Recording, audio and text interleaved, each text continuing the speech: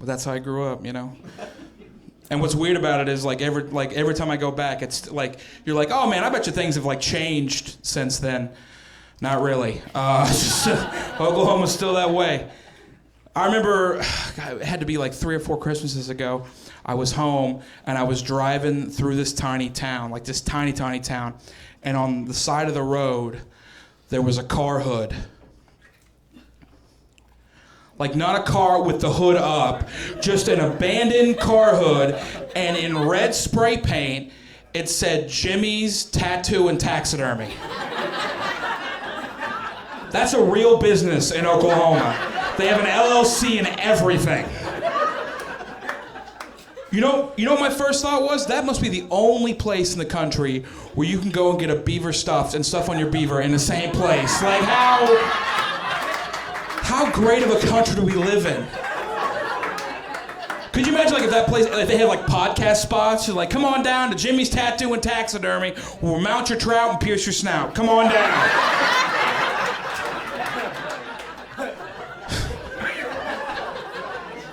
Come on down to Jimmy's where we'll mount that bass and we'll tat that ass. We know how to do it.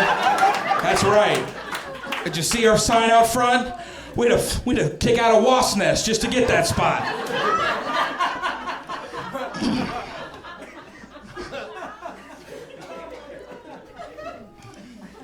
I always like going home, man. I get to see my family and stuff. Went home recently and saw my dad, and I don't know, man. My dad's getting to the age that he's at. It's like he's really into his hobbies, like way too much, like over the top.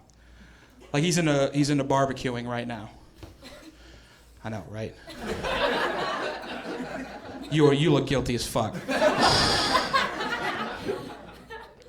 My dad just bought a $100,000 smoker. Yeah, which makes my dad sound like he's a millionaire. But his house costs $43,000, okay?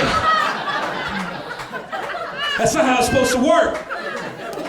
And to let you know where his priorities are, I've witnessed him on more than one occasion tear off a piece of his house and then throw it in the smoker to get the fire going. He's just sitting there looking at it. He's like, that's going to be a nice brisket right there.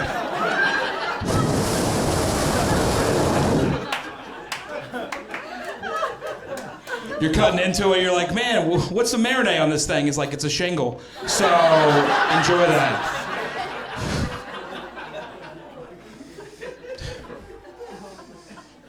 And I gotta say, I know this may not be a popular opinion, but if you're a barbecue person in this room, I can't hang out with you anymore. I'm just tired. Like I can't hang out with barbecue dudes anymore.